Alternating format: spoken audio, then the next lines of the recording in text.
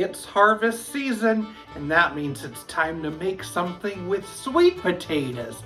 I'm making sweet potato biscuits. I'm just using a can of sweet potatoes right in a bowl.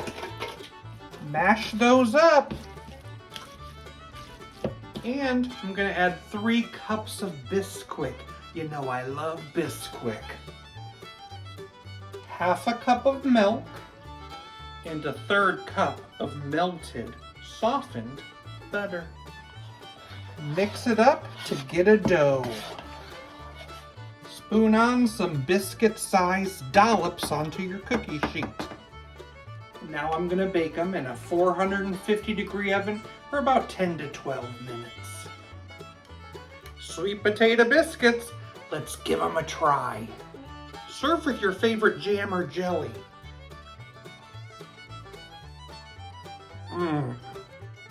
Absolutely awesome.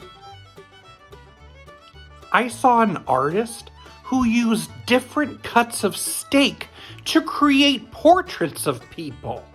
It was a rare medium and well done.